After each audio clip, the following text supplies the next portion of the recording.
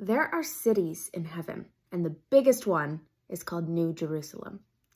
Hi, my name is Dakota Lee. I'm a professional animal communicator. I have a gift to see in the spirit, and God's been letting me visit heaven since I was 12 years old. Gosh, in my mid-teens by the time Jesus took me here. I asked Jesus once, how big is this city? And he actually showed me that one city is comparable to the size of America. One city. And so a lot of people choose to live here. One thing to know about heaven is that God's love is often showed through your choice. What you choose to do, what you want, is what you get. So if you choose to live by the ocean, you're going to have a place, a beautiful house near the ocean. If you want a log cabin in the woods, you're going to get a log cabin in the woods. If you want a mansion, you're going to get a mansion. And I have seen my house in heaven, and the cool thing about it is it's not done being built yet because I'm not done living yet. So God takes his time to build your home because he cares about you.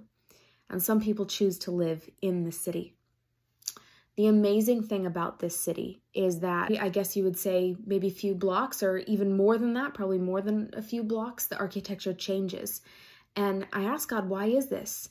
And well, actually, Jesus answered this for me. And he said that in the very center of the city, you're going to find architecture similar to Jesus's time, because that is when the first residents of heaven were allowed to come to heaven. Before then, they were in a different place, which needs another video. But those first residents of heaven came, and they built these beautiful homes that were similar to their own architecture that they were comfortable with.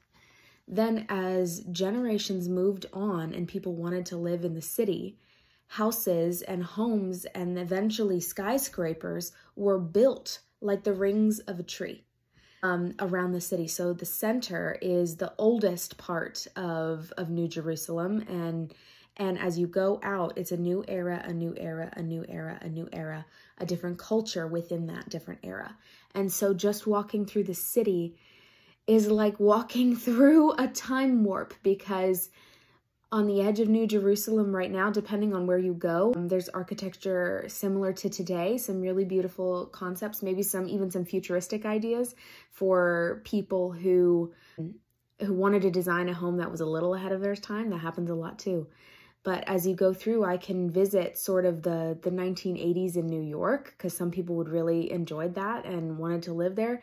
And I can keep going down through the ages. And no, I have not visited it all. Oh my gosh, that would literally take, well, several lifetimes in order to discover all of that. But are the streets paved with gold?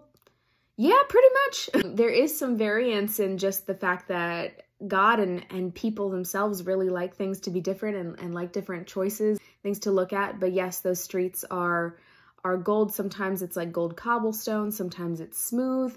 Sometimes the color changes too.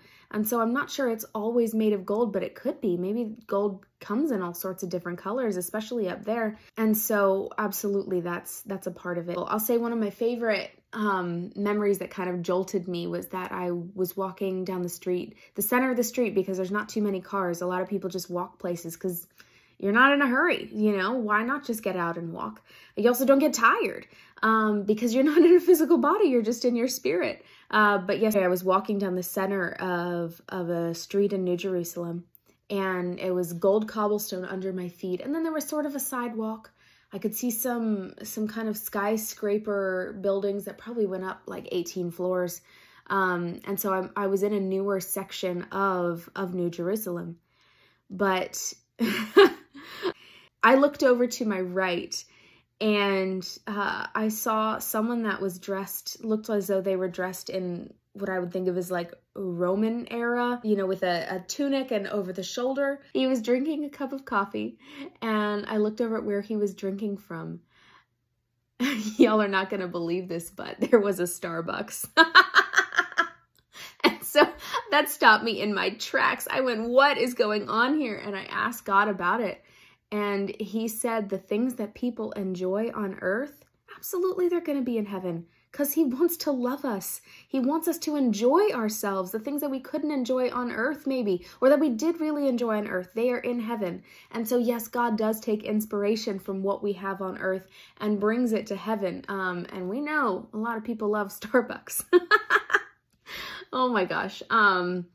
So that is just a slice of what it's like in New Jerusalem.